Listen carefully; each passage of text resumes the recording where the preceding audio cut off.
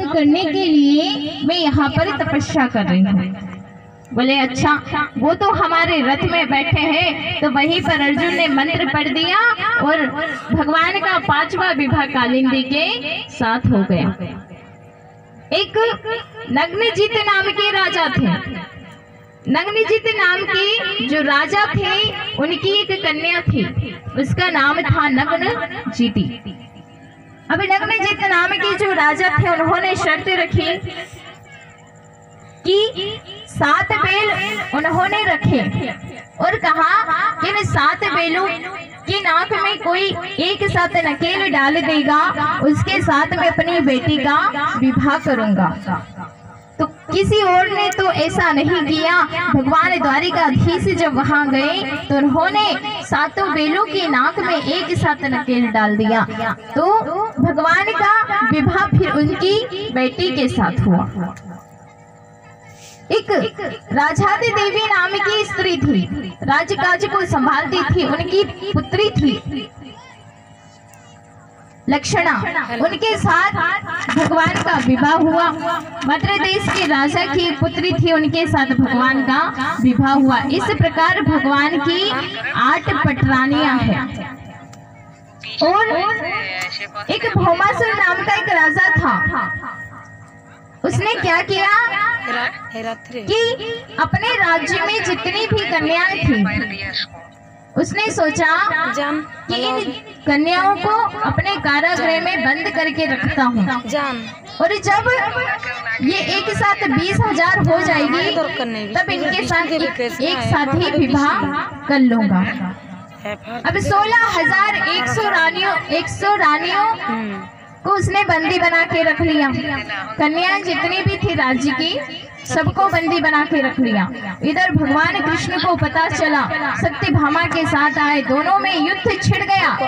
भौमासुर और दोनों के बीच जब युद्ध छिड़ा तो भगवान द्वारिकाधीश के हाथों भौमासुर की मृत्यु हो गई और 16,100 जो कन्याएं थी सबसे भगवान श्री कृष्ण ने कहा कि तुम्हारे मन में कोई गलत बात नहीं आई हो तो मैं तुम सबके साथ विवाह करने के लिए तैयार हूँ।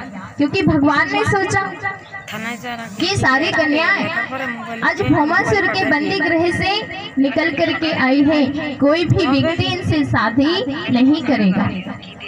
तो भगवान ने एक ही समय 16,100 कन्याओं के साथ विवाह कर लिया। अब भगवान की पूरी कितनी पत्नियां हो गई? 16,108। आचार्य शुकदेव जी राजा परीक्षित से कहते हैं कि परीक्षित, जो 8 पटरानियां है भगवान की वो कौन है? वो है भूमि, पृथ्वी। 8 प्रकार की प्रकृति होती है। जो 8 प्रकार की प्रकृति होती है, भूमि, वायु, अग्नि, आकाश, मन, बुद्धि, अहंकार। ये जो 8 प्रकार की प्रकृति है ये भगवान द्वारिकाधीश की, श्री कृष्ण की 8 पटरानियां हैं। और 16,100 का मतलब क्या है? तो जो 16,000 है वो उपासना कांड के मंत्र है। उपासना कांड में 16,000 मंत्र है। उपासना का मतलब होता है उप समीपम अस उपासनम, यानी कि परमात्मा के समीप चले जाना ही उपासना है। तो उपासना कांड के जो 16,000 मंत्र हैं वो भगवान की 16,000 रानियां हैं। और हमारे 100 उपनिषद हैं, वो 100 जो उपनिषद है वो भगवान की 100 रानियां हैं। इस प्रकार 16,108 का तात्पर्य आचार्य शुकदेव जी राजा परीक्षित को बताते हैं। भगवान कौन है? जो प्रकृति को, इस पूरी प्रकृति को अपने वश में रखता है। और जीव कौन है? जो इस पूरी प्रकृति के वश में रहता है, वह जीव है। आचार्य शुकदेव जी ने इस प्रकार भगवान की 16,108 विवाह का प्रसंग सुनाया।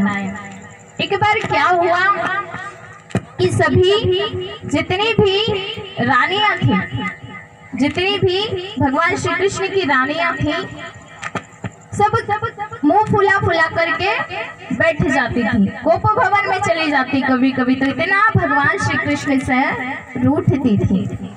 अब भगवान श्री कृष्ण से इतना रूठती थी, लेकिन अब सत्यभामा वो तो बात बात पर रूठ जाती थी। क्यों? क्योंकि पिताजी ने मणि जो दे रखी थी सोने वाली, लेकिन सारी रानियां रूठती थी, लेकिन कभी भी रुक्मणी नहीं रूठती थी।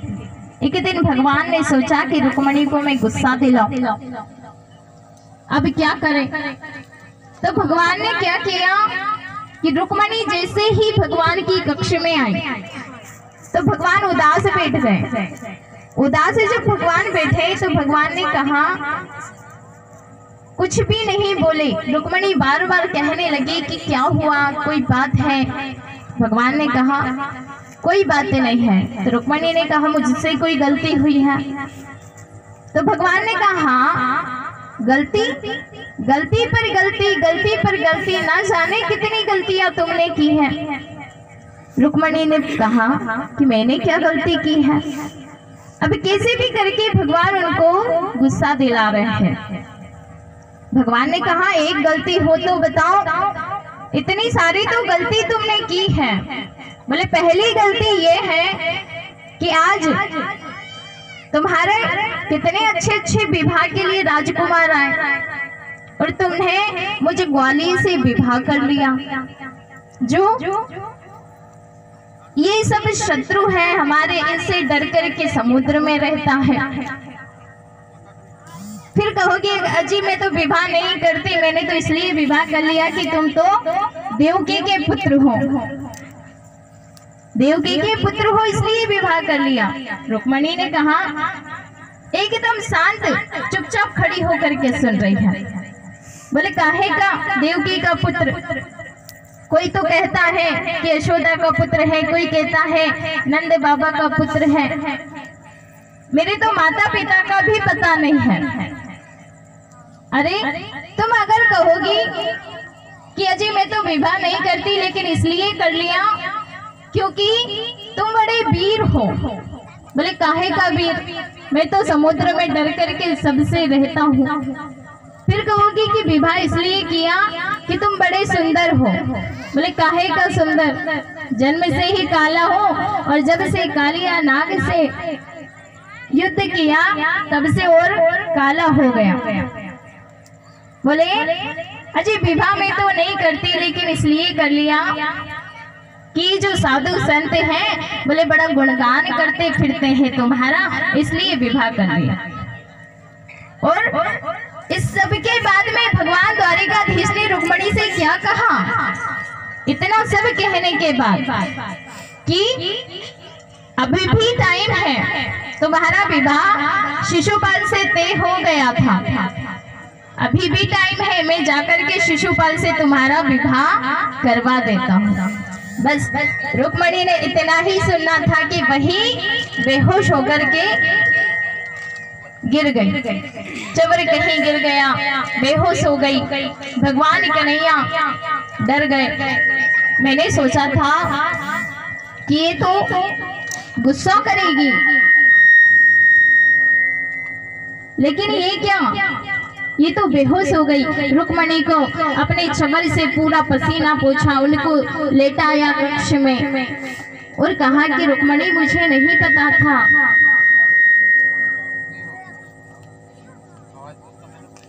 रुक्मणी मुझे नहीं पता था कि तुम बेहोश हो जाओगी। धीरे धीरे जब रुक्मणी ने आंखें खोली तो आंखें खोलकर कहा कि हे प्राण वल्लभ भगवान श्री कृष्ण, तुम कहते हो